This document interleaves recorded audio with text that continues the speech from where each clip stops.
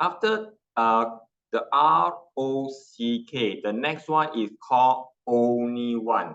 Let's go to the folder. It says only one. Folder number 3, only one. So these are also common things people do. Let's start with the CSV file, split column. Let's go to the split column CSV data. So I open the, let me open the file. You don't need to open, so let you see how the data looks like. This is the invoice data. You notice something not so structured, a bit weird one. More data in more than one cell. So this one has region, salesperson, region, salesperson. There's a 2 data inside a single cell. How about this one? Similar, right? As a product quantity, product quantity. So we want to get rid, we want to split them based on the data. We want to split them. And is the blank okay? No, okay. So we want to remove the blank as well. So this is a CSV file. So let's see how we're able to do this together. Let me close it without saving. We go to data in the different Excel file, data from text or CSV. From text or CSV.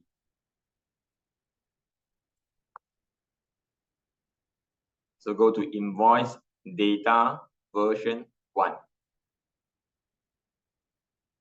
Open the file.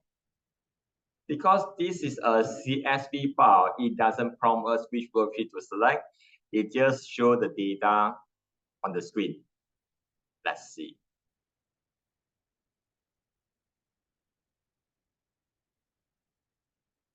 You will see something like this.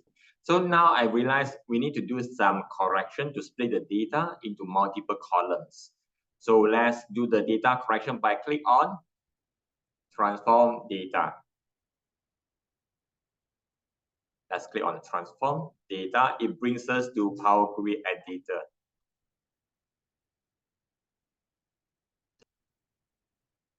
How to remove the blank rows? Home, remove blank rows. And then over here, I want to split the data into multiple columns. What is the delimiter or separator between region and salesperson? What is the separator? Open bracket, right? Actually, it has 2 characters, space and open bracket. To be precise, click one of the cell, then go to the bottom. It will show how the things looks like. And you click inside here, it will show the cursor. So there's a space. This is a space. And after a space, there is an open bracket. If I use only open bracket or open parenthesis as a separator, the data will have extra space. Just be careful about this one. So I have a space and open parenthesis. So now let's right click on the region and salesperson. Right click, split column, split by delimiter. And sometimes Power Query will suggest it correctly, sometimes it doesn't. In this situation, it is not able to suggest correct delimiter. So we drop down on the delimiter. We go to the last one. It says custom. Choose custom. Inside the custom, we manually key in a space and manually key in open parenthesis. Manually key in. And the rest we don't need to change because it only happens one time. And you press enter for the OK button. And the salesperson name, Patricia, close parenthesis, William, parenthesis. Yeah, not nice. How can I remove the last character? Right click on the header. Yes, replace values. Replace close bracket with or leave it blank and then and so you can see the things we are learning is keep on coming back again and again. It's rather similar pattern. I know it's right click on the header, click column by delimiter, space, equal, space some more. And then enter. Yes, it works. So this is how we're able to split the data, how to know whether it has a space between the comma, between the equal sign, just like one of the data. And go to the bottom, you can see it has a space before the equal sign. After equal sign, there's one more space. So therefore, it's a space equal space. If I only using equal sign, it will leave one space for the data previously. So it's quite a tricky one. So it's quite a tricky one. So after we have done all these things, and you will notice by default, Excel on the Power Query will automatically add change type in between them, especially after split. If you want to keep a thing streamlined, we can remove all the change type, only keep the change type towards the end. By reducing the number of steps, our Power Query will run slightly faster. Yeah, this is how we are able to do some fine tuning while we are working on the data transformation. So I just remove the change type in between them, just remove them, delete. Let's see, I will need to change this one. Delete, okay. So split column.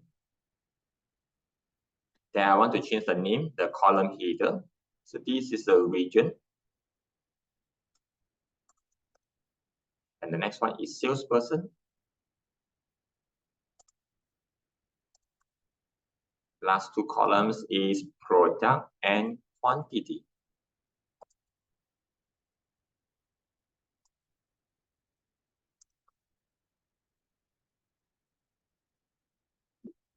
So before I close and load anything, I need to adjust. Look at the data type. So I click, which one should I pick? Whole number. Usually the last step is change type, usually. So now double check any date. Okay, this is date so this alphabet ABC now. So I change this one, date. Okay, double check, make sure all the data types are correct. So once I'm happy with the result, we can just go to home, close and load.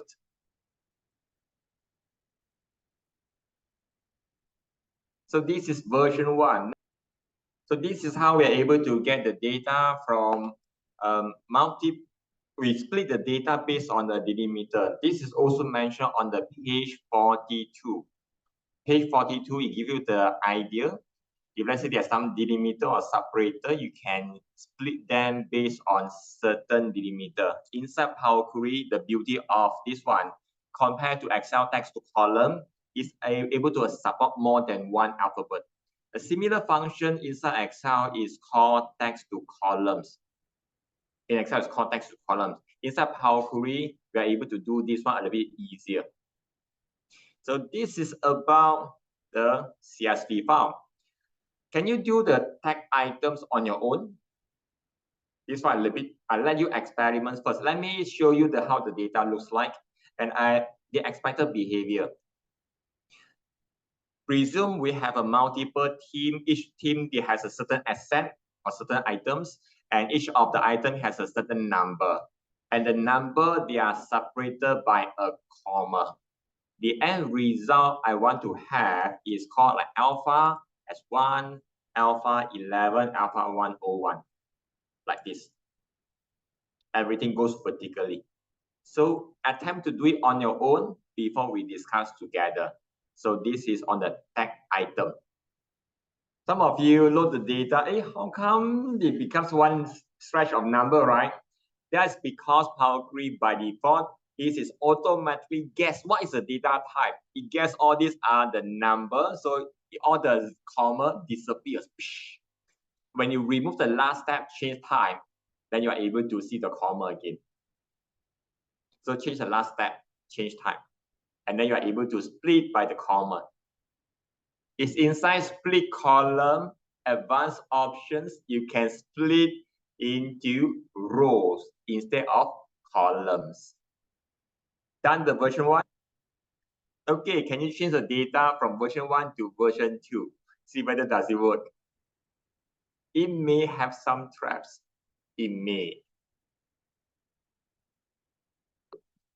So now you can see you are making a similar mistakes over and over again. After a while, you will realize those are the common mistakes.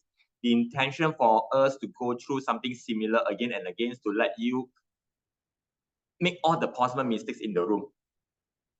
So this is how we are able to use the tag item for the CSV, because Excel may perceive this as a 1000 separator. So we just need to make sure the change type is removed before we continue with the split of the data. So this is what we have done for the CSV file. And this is about only one part of them.